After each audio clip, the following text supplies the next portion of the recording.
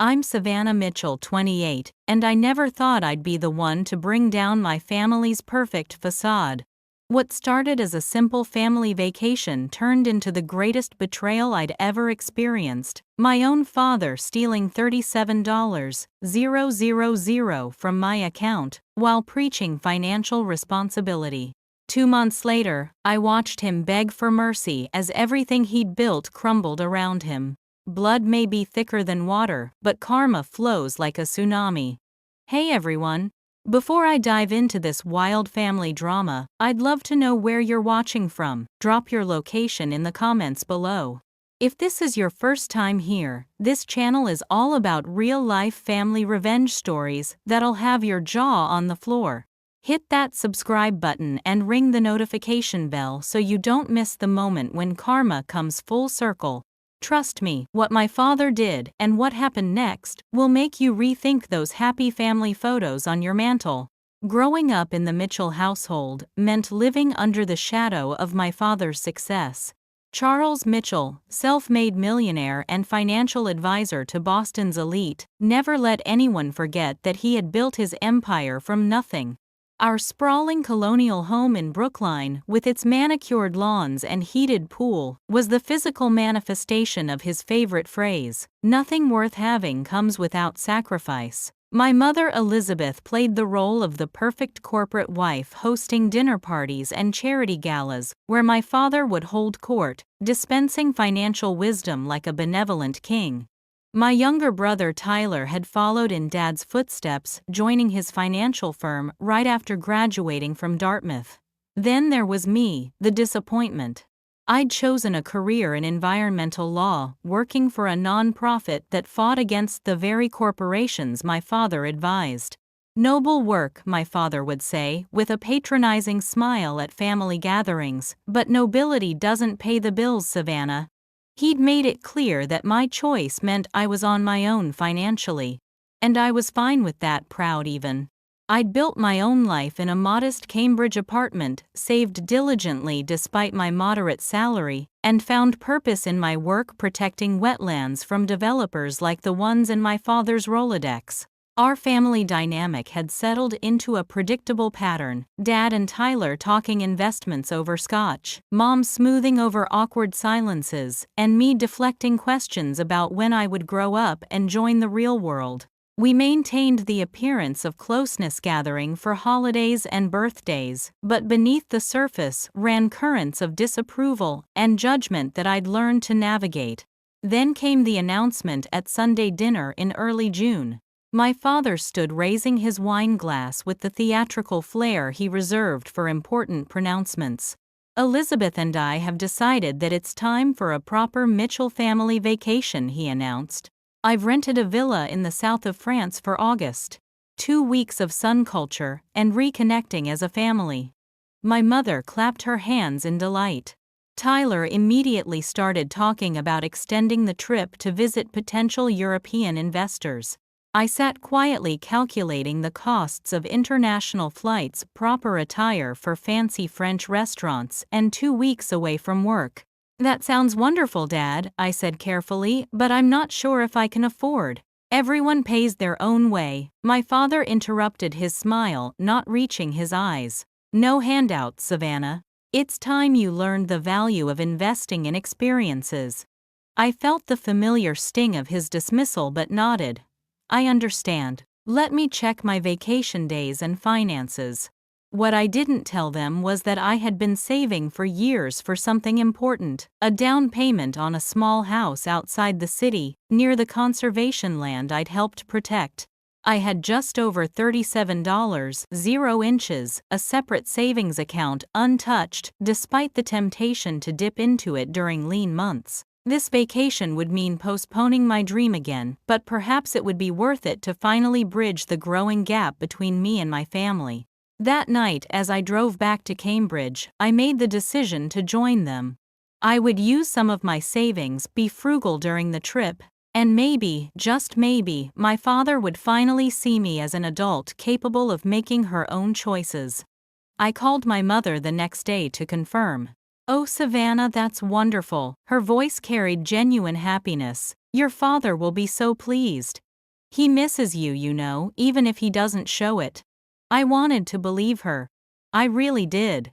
So, I requested the time off, started researching budget-friendly options for Mediterranean attire, and even opened a joint planning document to share with my family for coordinating activities.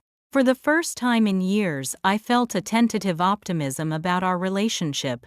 What I didn't know was that my father had already set in motion a plan that would destroy not just our vacation, but any trust I had left in the idea of family loyalty.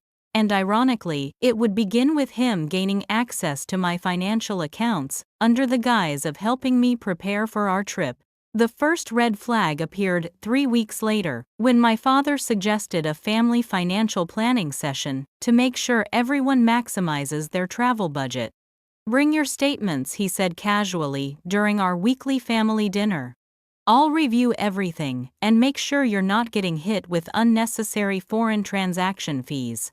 Tyler eagerly agreed. I hesitated but eventually conceded. After all, international banking was complicated and my father was the expert. That decision would prove to be the first domino in a cascade of betrayal that would change our family forever. The family financial planning session was scheduled for a Saturday afternoon at my parents' home. I arrived carrying a folder with printed statements from my checking and regular savings accounts, deliberately leaving out the statement for my house fund. Some boundaries were necessary even with family. My father's home office was a shrine to financial success, framed stock certificates on the walls, awards from financial publications on the shelves, and a massive mahogany desk that seemed designed to intimidate. Tyler was already there, spreadsheets neatly arranged before him. "Savannah," my father nodded, extending his hand for my folder. "Let's see what we're working with."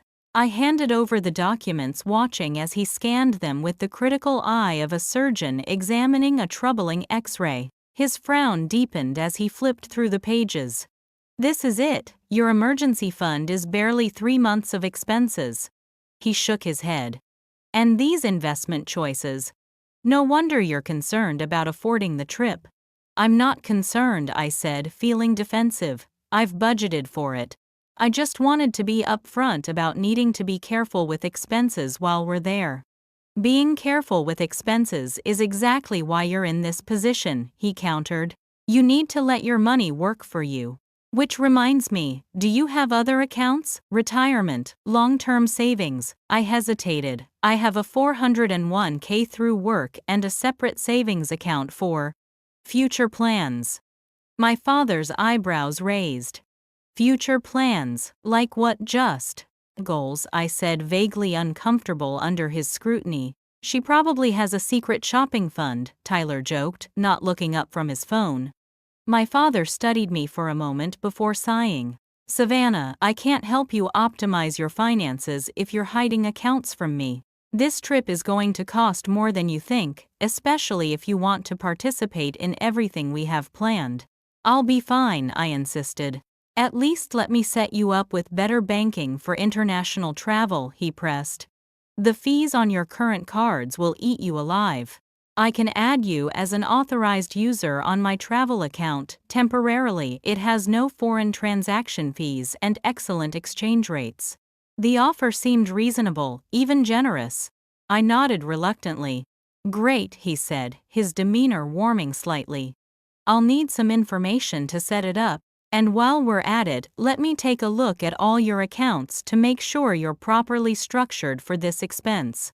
That was how piece by piece I gave my father access to my financial life, including eventually the account number for my house fund.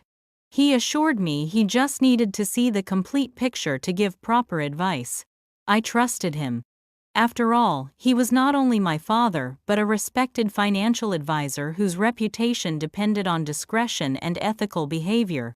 For the next few weeks, our family WhatsApp group buzzed with vacation planning, links to restaurants in Nice, debates about day trips to Monaco or Saint-Tropez, my mother's increasingly detailed packing lists. I threw myself into preparations, researching free walking tours and affordable cafes, determined to participate fully, without breaking my budget. Then, exactly 3 weeks before our departure date, I received a notification on my phone that made my blood run cold. Withdrawal from savings $37,000. I frantically logged into my banking app, hoping it was some kind of error. But there it was, my house fund emptied. A transfer had been initiated that morning to an account I didn't recognize. With shaking hands, I called the bank. "Yes, Miss Mitchell, that transaction was authorized using your account credentials," the customer service representative confirmed. "It appears to be a transfer to Mitchell Financial Holdings, my father's company." I felt like I'd been punched in the stomach. There had to be some mistake. I called my father immediately, but the call went to voicemail. I texted him, "Dad, there's been a large withdrawal from my savings account to your company. Please call me as soon as possible." Hours passed with no response. I called my mother, who seemed confused. "Your father's in meetings all day, sweetheart. I'm sure it's just a misunderstanding.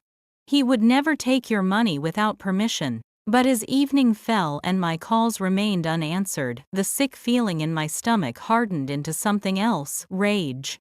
I drove to my parents' house unannounced, parking haphazardly in the circular driveway. My mother answered the door, her expression shifting from surprise to concern. "Savannah, what's wrong? You look terrible." "Where's Dad?" I demanded, pushing past her into the foyer. "He's in his study with Tyler," but I was already moving, storming down the hallway to the heavy oak door of my father's sanctuary. I didn't knock. Both men looked up in surprise as I burst in. My father recovered quickly, his face assuming the placid mask of professional composure. "Savannah, this is unexpected.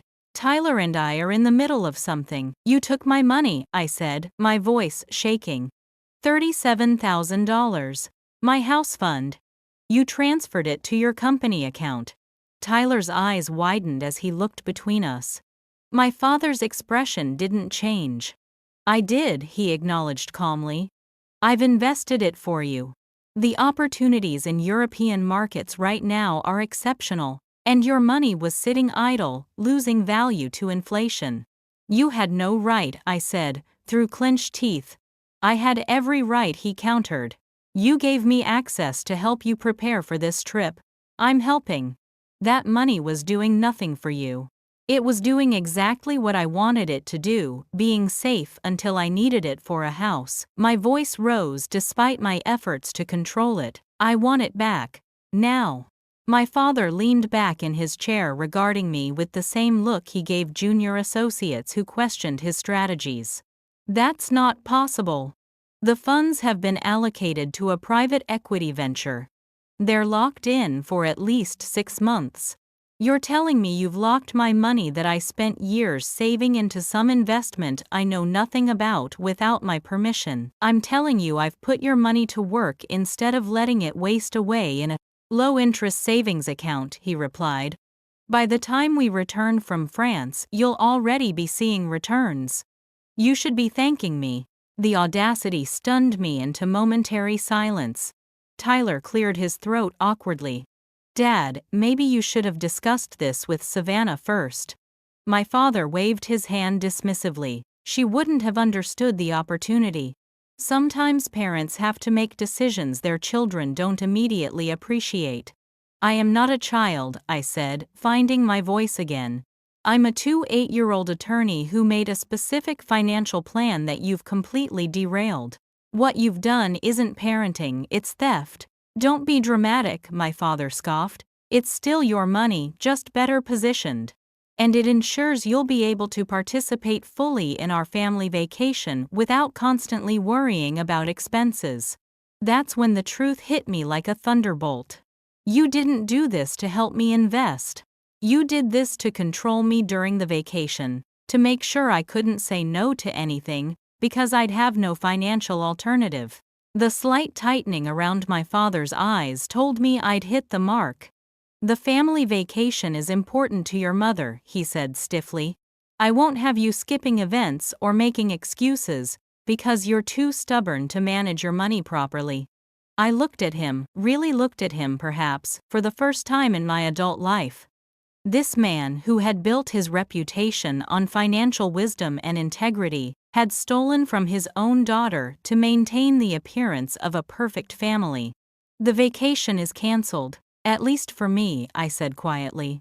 "And if you don't return my money in 48 hours, I'll file a police report for financial fraud and contact the regulatory board that licenses you." My father laughed, actually laughed. "Don't threaten me, Savannah. You gave me access to your accounts. The transfer is documented as authorized. And do you really think the daughter of Charles Mitchell would be taken seriously, filing fraud charges against her own father? It would look like a family squabble, nothing more."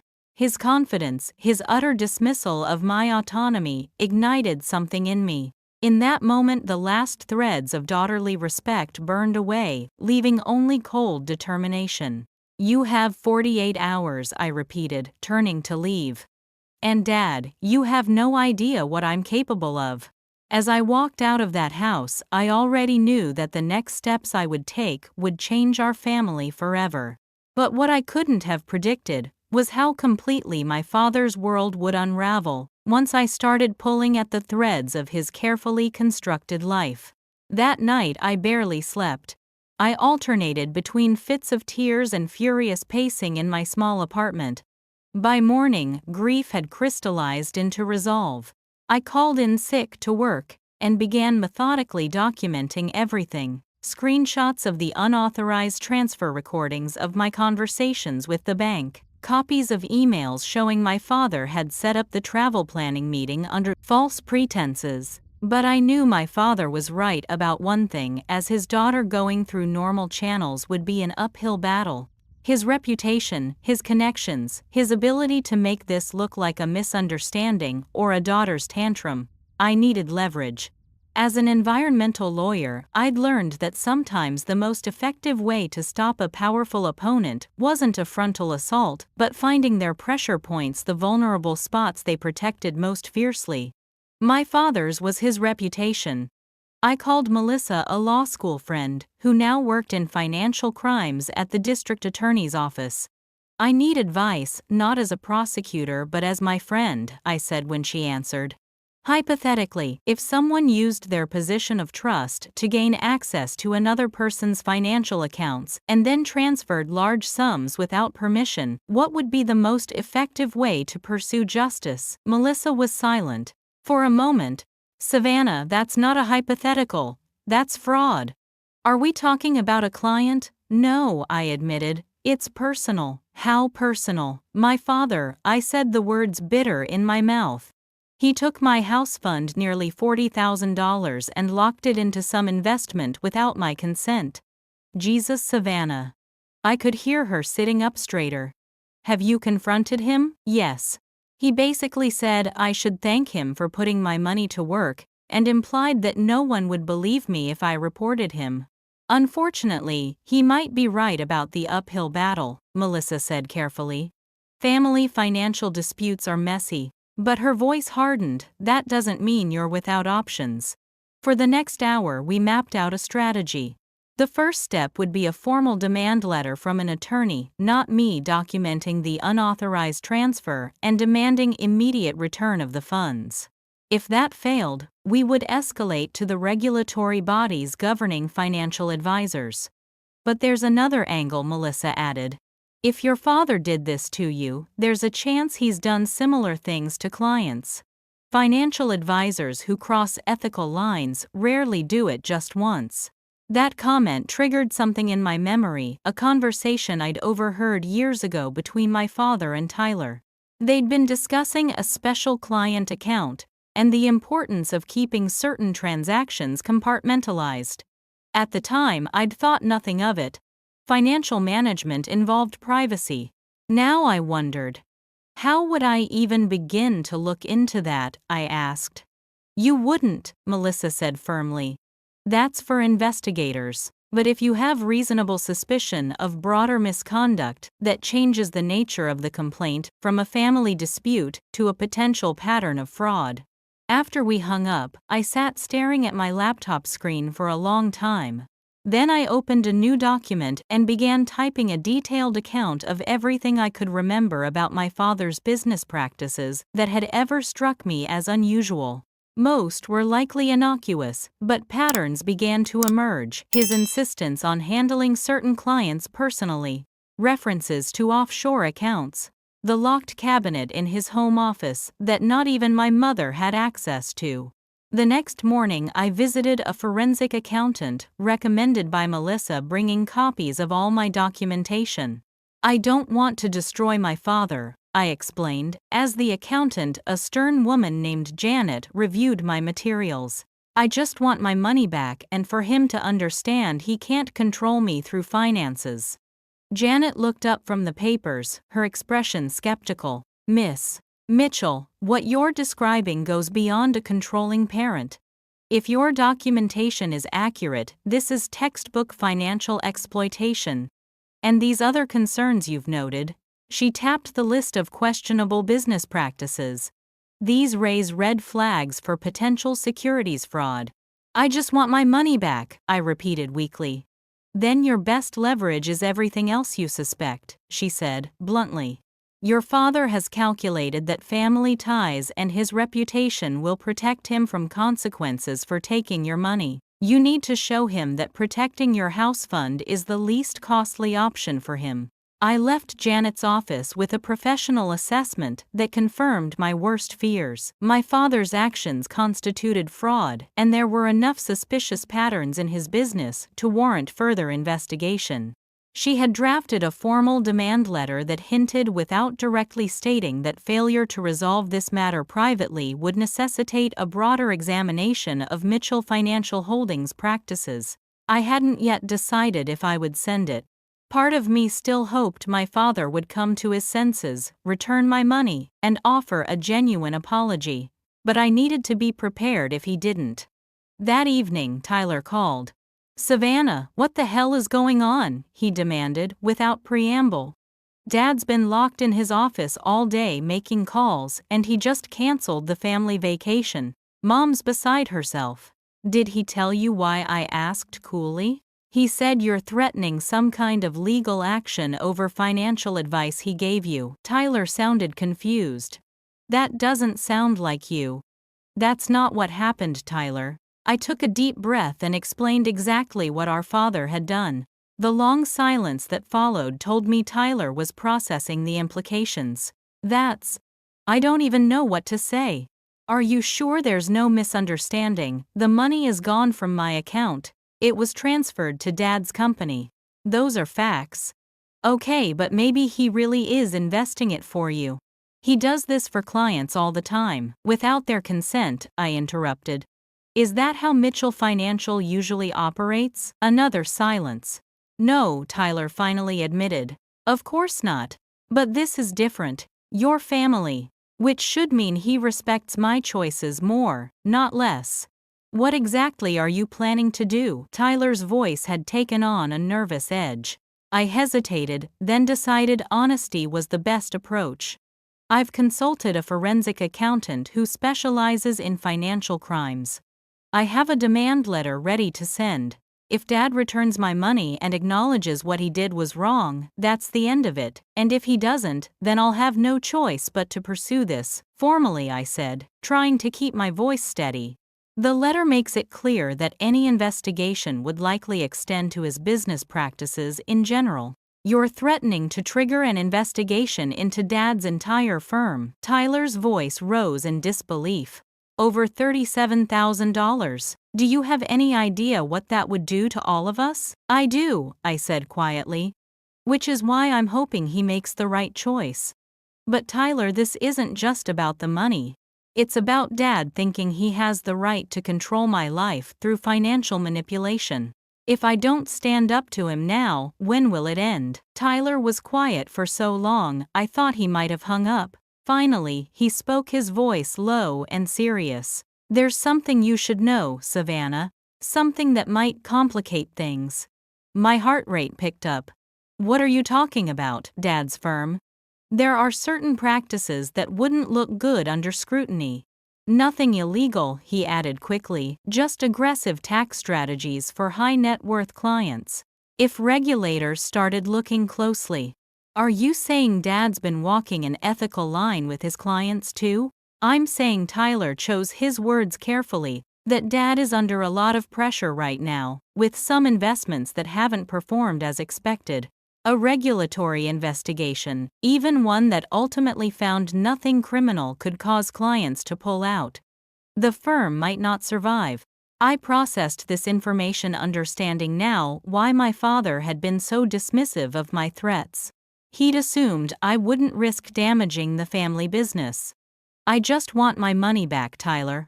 I didn't ask for any of this. I know, he sighed. Let me talk to Dad. Maybe I can make him see reason. After we hung up, I sat with the knowledge Tyler had shared. My father's firm was vulnerable. The leverage I thought I had was real, perhaps more significant than I'd imagined. The realization brought no satisfaction, only a hollow feeling in my chest. This was my family we were talking about. But as night fell and I looked around my modest apartment, thinking of the small house I'd hoped to buy near the conservation land, I felt my resolve strengthen. My father had made his choice when he took my money. Now I would make mine. I finalized the demand letter, adding a personal note. Dad, all of this can be avoided. Just return my money and acknowledge that what you did was wrong. We can move forward as a family. The next morning, I sent the letter by courier to ensure it would be delivered directly to my father's hands. Then I waited, hoping against hope that he would do the right thing before the 48-hour deadline expired. I didn't know then that my father had secrets far deeper than questionable investment strategies, secrets that would turn my simple demand for justice into a cascading exposure of decades of financial misconduct. Nor did I know that Tyler, caught between loyalty to our father and his own ethical compass, was about to make a decision that would change everything. 46 hours after I sent the demand letter, my phone rang. My father's name flashed on the screen. I took a deep breath and answered. Savannah. His voice was tight, controlled. I've received your communication. This is completely unnecessary and frankly hurtful. After everything I've done for you, done for me, I cut in disbelief, making my voice rise. You stole my house fund. I secured your financial future, he countered. The investment opportunity I placed your funds in will yield returns far exceeding anything you'd see from a down payment on some starter home. That wasn't your decision to make, I said, trying to keep my voice level. Are you returning my money or not? There was a pause. I can't. As I explained, the funds are committed for a minimum of 6 months. Can't or won't, the distinction is irrelevant, he replied coldly. What matters is that you're threatening your own family with this blackmail attempt. Do you have any idea what an investigation would do to your mother, to Tyler's career? Are you really that selfish? His attempt to flip the script to make me the villain ignited my anger anew. I'm selfish. You took money I spent years saving without my permission, then tried to justify it as helping me. Now you're using our family as emotional hostages to avoid consequences. That's textbook manipulation, Dad. This isn't a courtroom, Savannah. I'm your father. Then act like it, I shot back. Return my money, apologize, and we can all move forward. Another pause, longer this time. When he spoke again, his voice had changed, less defensive, more calculating. Let's discuss this in person. Come to the house tomorrow night. Your mother will make dinner. We'll find a solution that works for everyone. The sudden shift made me suspicious. Why the change of heart? You've made your point. I understand this matters to you. But these things should be handled within the family, not with lawyers and accountants who don't understand our dynamic. I hesitated.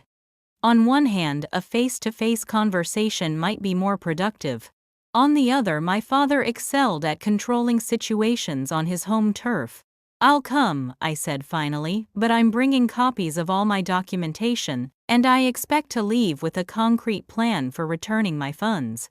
Of course, he agreed too quickly. 7 o'clock. After hanging up, I called Melissa.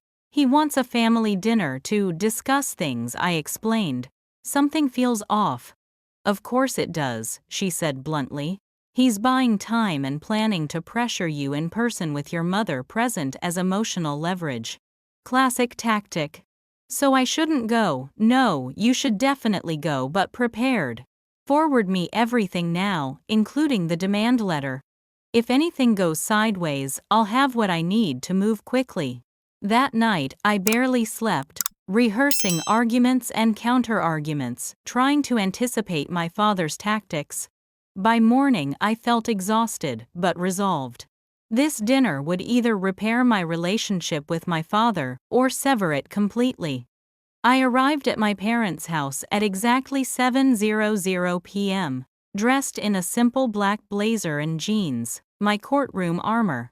My mother answered the door, her smile strained. "Savannah, darling, thank you for coming." She embraced me, whispering, "Please try to keep an open mind. Your father means well." The familiar scent of her perfume and the desperate hope in her eyes nearly broke my composure, but I simply nodded and followed her to the dining room. My father and Tyler were already seated, tumblers of scotch in hand. They stood as I entered, an automatic courtesy that felt jarringly at odds with the tension in the room. "Savannah," my father nodded. "Drink water is fine," I replied, taking a seat across from him. "I'd like to keep a clear head." Dinner was a surreal affair. My mother made stilted conversation about neighbors and community events, while the true purpose of our gathering loomed unspoken. Finally, as she served coffee and withdrew to the kitchen, my father cleared his throat. "I've given your situation considerable thought," he began. "While I still believe my investment decision was sound, I recognize that I should have consulted you first." The admission, however minimal, surprised me. "And my money, as I explained, those particular funds are committed. However," he continued as I started to protest, "I'm prepared to provide you with an equivalent amount from my personal accounts. With conditions." I leaned back wary. "What conditions?" "First, you'll withdraw all threats of legal action or regulatory complaints. Second, you'll sign an agreement acknowledging this as a gift, not restitution.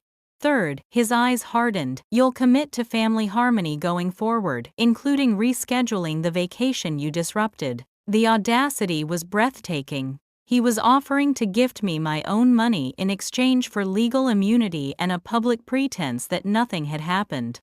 "Let me understand," I said slowly. "You want me to pretend you never stole from me, sign a document that would undermine any future legal claim, and act like we're one big happy family." "I want to resolve this unpleasantness and move forward," he corrected. "The money clearly matters more to you than family loyalty, so I'm addressing that concern." Tyler shifted uncomfortably beside him but remained silent. "The money matters because it represents years of my work and sacrifice," I said evenly. "But what matters more is that you violated my trust, then tried to manipulate me when I called you on it. Now you're trying to buy my silence."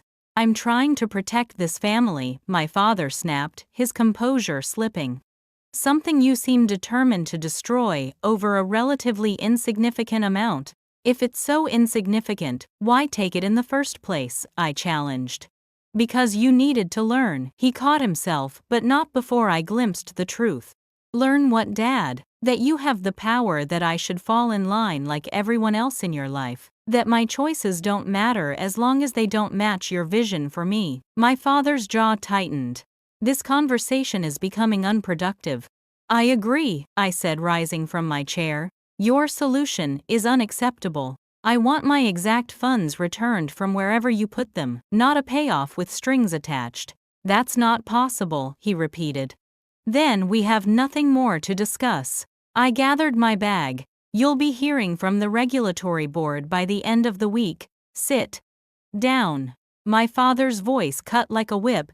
"You have no idea what you're threatening to unleash." "None." Something in his tone, a note of genuine fear beneath the anger, made me pause. "What does that mean?" Tyler spoke up suddenly, his voice strained. Dad, maybe we should consider withdrawing the funds from Omega. The penalties would be steep but less costly than. Shut up, Tyler, my father hissed, but it was too late. Omega, I repeated. What's Omega? My father and brother exchanged a look I couldn't interpret. It's nothing you need to concern yourself with, my father said dismissively. Just an investment vehicle. But Tyler's face had gone pale and he wouldn't meet my eyes. I remembered what he'd said about aggressive tax strategies and felt a chill of realization.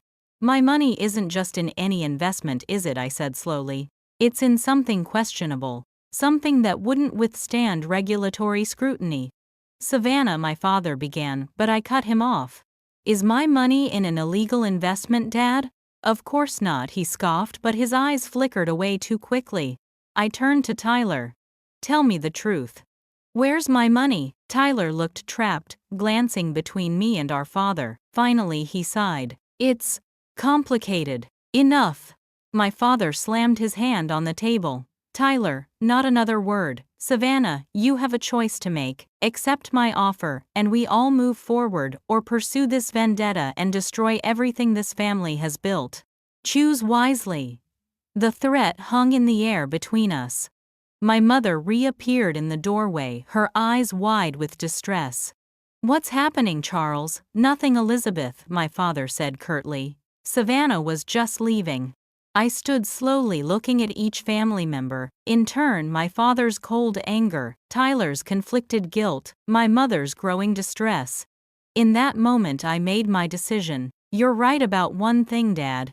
I do have a choice. I walked to the door then turned back. And I choose the truth whatever it costs. Hey everyone, I can feel your frustration with my dad right now. I was living it. If you're enjoying this family drama roller coaster, take a quick second to hit that like button and subscribe.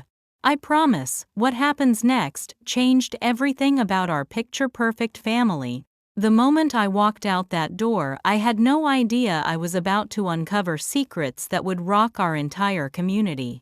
Have you ever had someone in your family betray your trust? Drop a comment below, because what my father did next still shocks me to this day.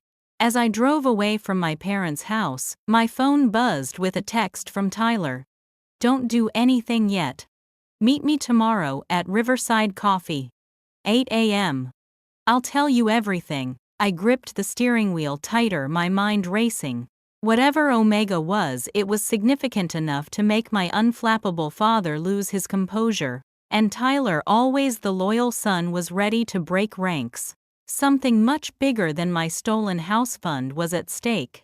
I just didn't know yet how big or how dangerous the truth would prove to be. Riverside Coffee was nearly empty when I arrived at 7:55 the next morning. I chose a table in the far corner with a view of the entrance and ordered a black coffee I was too anxious to drink. At exactly 8:00, Tyler pushed through the door looking like he hadn't slept.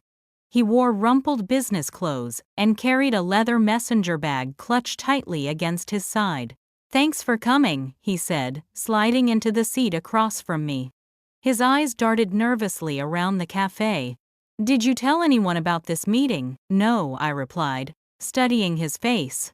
Tyler, what's going on? What's Omega, and why did Dad freak out when you mentioned it? He rubbed his temples before meeting my gaze. What I'm about to tell you. It could ruin Dad's career. Maybe land him in prison. I need your word that you'll let me finish before deciding what to do. A chill ran through me. This was bigger than I'd imagined. I promise. Tyler took a deep breath and unzipped his bag, pulling out a manila folder. Omega Fund is officially a private equity venture focusing on emerging markets in Southeast Asia. That's what clients are told anyway. In reality, he lowered his voice, it's basically a shell game. Dad created it 7 years ago when the firm hit financial trouble after the recession. He slid several documents across the table, spreadsheets, wire transfer records, corporate registrations in countries I barely recognized. The fund doesn't actually invest in anything productive. It moves money between shell companies to create the illusion of returns while concealing losses from other investments. Dad's been using it to prop up the firm's performance numbers. My legal training kicked in immediately. That's securities fraud. And probably money laundering, tax evasion.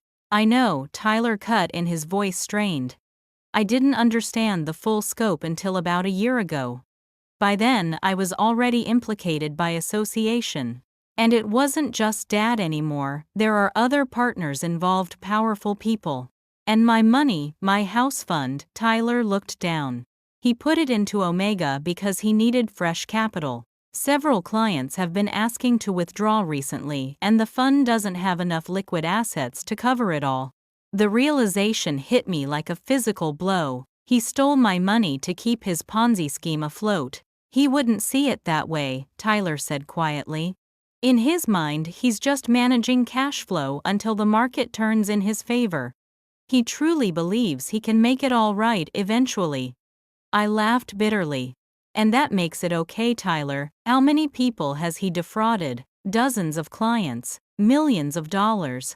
He pushed another document toward me, a client list with investment amounts. Many names I recognized, family, friends, country club members, even our mother's cousin. Does Mom know? Tyler shook his head emphatically. No. Dad's kept her completely in the dark. Her inheritance from Grandpa is in there too. I felt sick. This wasn't just about my stolen savings anymore. This was systematic fraud affecting countless people who trusted my father. Why are you showing me this now? I asked. Tyler's expression shifted, determination replacing fear. Because your threat of an investigation forced me to make a choice. I've been looking for a way out, but I was too afraid to act. Then when Dad took your money, he trailed off. It made me realize he's never going to stop unless someone stops him. And you want that someone to be me. You're the only one who can, Tyler said simply. You're outside the firm, you have legal training, and you have legitimate standing as a victim. I can provide evidence, but if I come forward alone, I'll be implicated too. I sat back, the weight of the situation settling on me. What exactly are you asking me to do? Take this evidence to your friend at the DA's office, the one who specializes in financial crimes. But he hesitated. Give me 48 hours to move some things around first, to minimize the collateral damage to innocent people. And to prepare Mom. The lawyer in me recognized the ethical dilemma. By waiting, I'd potentially be allowing more harm to occur. But the daughter in me understood Tyler's desire to shield our mother from the sudden implosion of her life. 2 days, I agreed finally. But Tyler, if you're setting me up or if you use this time to destroy evidence, I'm not, he interrupted firmly. I want this to end as much as you do. I just want to do it right. As we parted, Tyler handed me a USB drive. Everything's here, account numbers, transaction, histories, communications. Enough to prove the fraud beyond any doubt. Keep it safe. I nodded, slipping the drive into my pocket. What made you decide to turn on Dad? You've always been his golden child. Tyler's smile was sad. When he took your money, I realized something.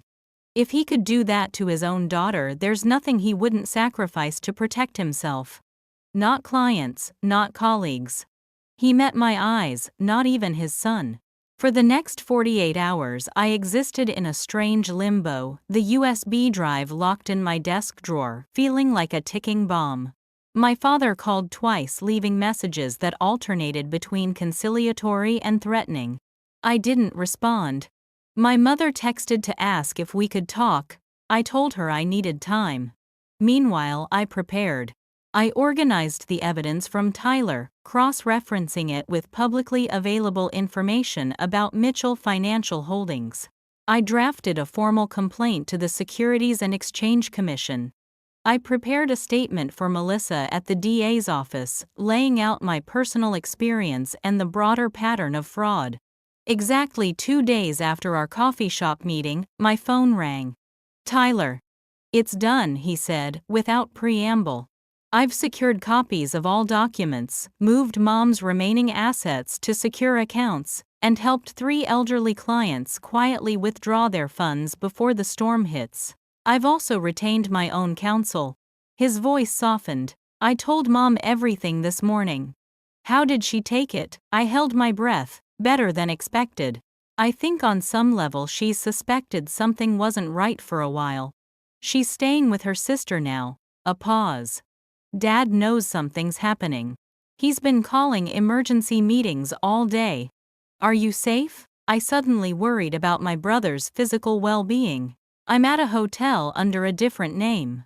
I'm not going back to the office. He took a deep breath. It's time, Savannah. Do what you need to do. That afternoon, I walked into the district attorney's office with the USB drive and met with Melissa and her supervisor. For 3 hours I laid out the case, the personal theft, the discovery of Omega Fund, the evidence of years of financial manipulation and fraud. By evening, things moved with breathtaking speed. The DA's office coordinated with the SEC and the FBI, which apparently had already been monitoring some of my father's associates. Search warrants were issued for Mitchell Financial Holdings and our family home. Accounts were frozen. And at 7:42 p.m., Charles Mitchell was taken into custody, charged with multiple counts of securities fraud, wire fraud, money laundering, and financial exploitation. I wasn't there to see his arrest, but Tyler was. He called me afterward. He knew it was coming, Tyler said, his voice hollow. When the agents arrived, he didn't even seem surprised. He just asked for a moment to straighten his tie before they handcuffed him. The only thing he said was, "Is this Savannah or Tyler?" What did you tell him? The truth. That it was both of us. That he left us no choice. Tyler's voice cracked. He just nodded like he'd finally accepted something he'd been denying for years. In the days that followed, the story dominated local business news. Prominent financial advisor, arrested in massive fraud scheme. Mitchell Financial Holdings clients left in lurch. The social fallout was immediate and brutal. Former friends crossed the street to avoid my mother. Country club memberships were quietly revoked. Tyler and I received both hate mail from those who blamed us for exposing the fraud, and desperate pleas from clients hoping to recover their investments. Through it all, my mother showed surprising resilience. I married Charles knowing he was ambitious, she told me over tea in her sister's sun-filled kitchen.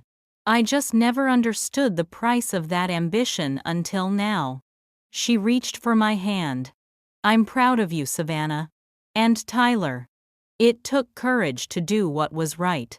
My father refused all visitors except his lawyer. The evidence against him was overwhelming. Prosecutors expected him to accept a plea deal rather than face trial. Tyler, in exchange for his cooperation, received immunity from prosecution. The firm was placed in receivership, its legitimate assets preserved for victim restitution. And my house fund, it was gone, consumed by my father's fraud like so many others' investments. But in a strange twist of fate, the small house I'd been saving for came back to me anyway. As part of the asset seizure, my parents' vacation property, a modest cottage on a lake that my father had purchased years ago and largely forgotten, was designated for victim compensation. Given the scale of the fraud, most victims would receive only pennies on the dollar, but as both a victim and a whistleblower, I was given the option to take the cottage as settlement. It needed work and was farther from the city than I'd planned, but standing on its weathered deck, looking out over the quiet water, I felt a sense of peace I hadn't expected. This place, unburdened by my father's ambition or pretense, could become the home I'd been saving for all along. 3 months after my father's arrest, as autumn painted the trees around the lake in fiery colors, I received a letter. The return address was from the federal detention center where my father awaited sentencing. I almost threw it away, unopened. But something, curiosity perhaps, or the lingering pull of family ties, made me tear the envelope. Inside was a single page, covered in my father's precise handwriting.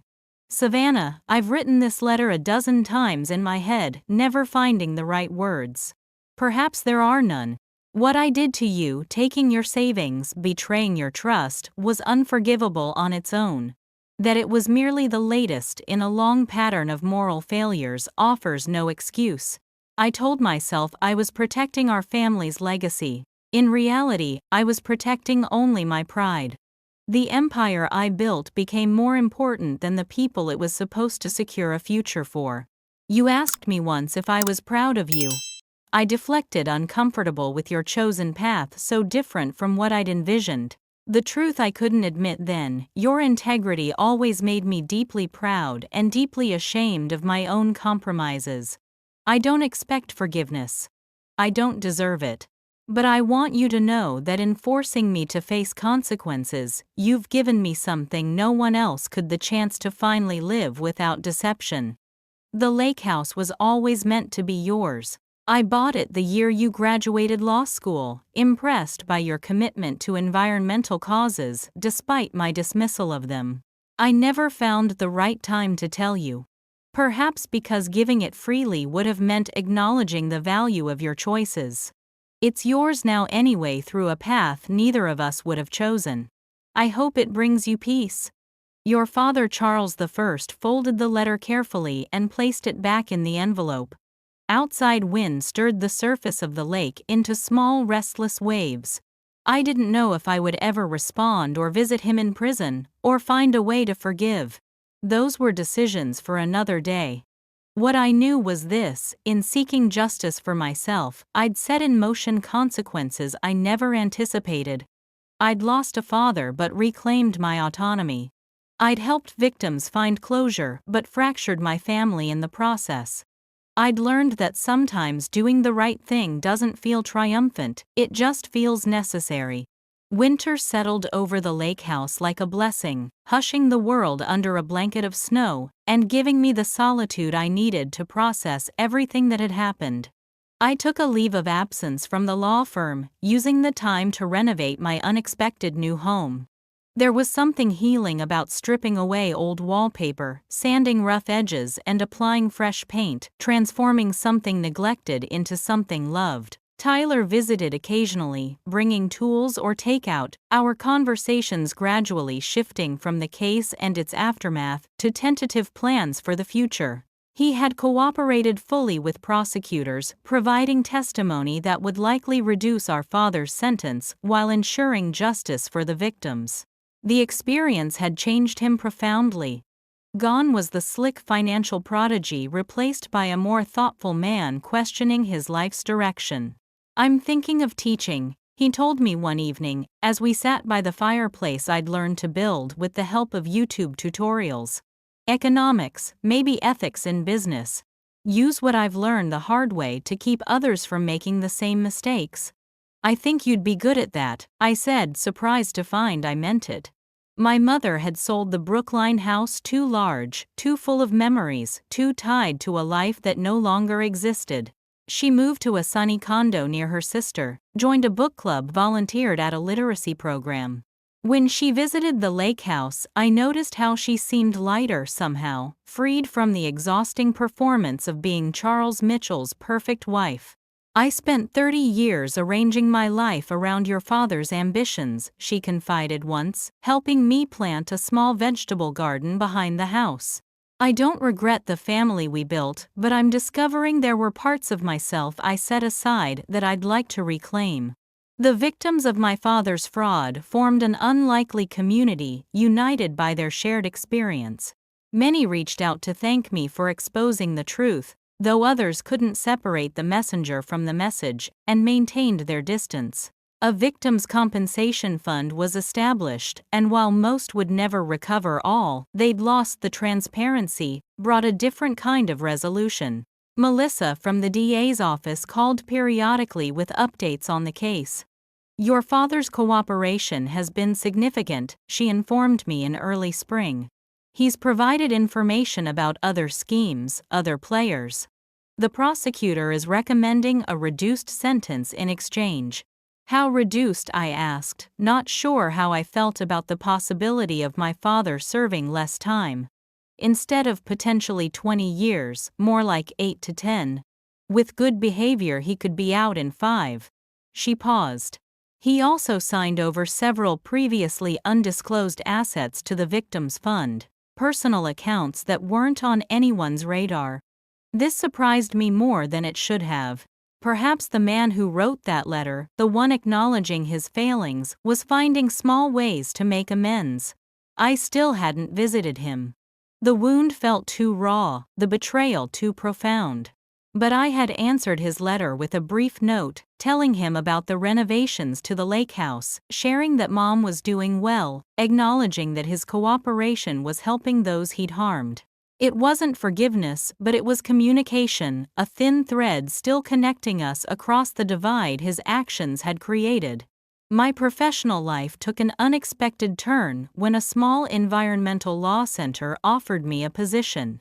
They had followed the Mitchell financial case in the news, and were impressed by my willingness to pursue justice regardless of personal cost. The salary was modest compared to my previous firm, but the work was meaningful, protecting the same kinds of natural spaces that surrounded my new home. As summer returned to the lake, I found myself settling into rhythms I'd never anticipated. Morning coffee on the dock, watching mist rise from the water. Evenings reading on the porch, listening to frogs and crickets orchestrate the darkness. Weekends exploring hiking trails or kayaking to the far shore, in between work that challenged and fulfilled me. It wasn't the life I'd planned, but increasingly it felt like the life I was meant to have. One August evening, almost exactly a year after my father had taken my house fund, triggering the cascade of events that had transformed all our lives, I received a visitor I hadn't expected. I was weeding the garden when a car I didn't recognize crunched up the gravel driveway. A man stepped out, silver-haired, distinguished, vaguely familiar. "Miss Mitchell," he approached with the careful politeness of someone unsure of his welcome. "I'm Robert Harrington. I was one of your father's clients." I straightened, brushing dirt from my hands. "Mr. Harrington, I remember you from the victims group. What can I do for you?" He glanced around at the modest house and well-tended yard. "I wanted to see this place. Your father mentioned it often during our meetings." At my surprised expression, he continued, "Charles was more than my financial advisor. We were friends for many years. He showed me pictures of this property, told me he was saving it for his daughter who loved natural spaces more than anyone he knew." The revelation caught me off guard. My father had never indicated the lake house held any special meaning beyond an occasional weekend retreat. "I find that hard to believe," I said carefully. "My father and our relationship was complicated, especially regarding my career choices." Robert Harrington smiled sadly. "Charles was a man who found it nearly impossible to express pride or affection directly.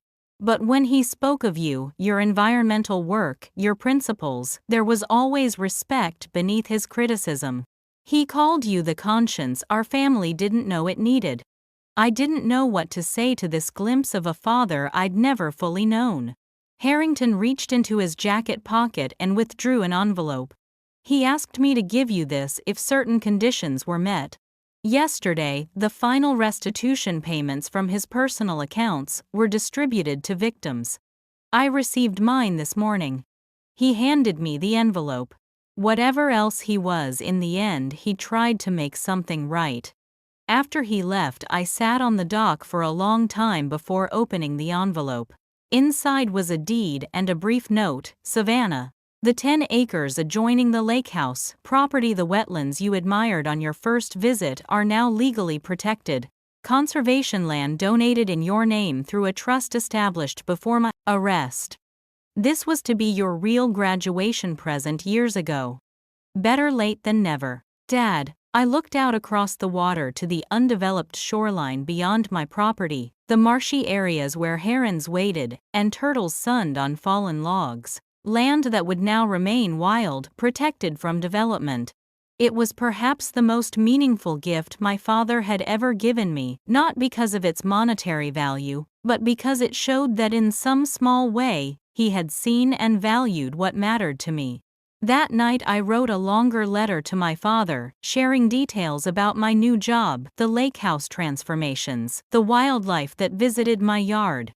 I included a photo of the conservation land at sunset, golden light spilling across the protected marshes.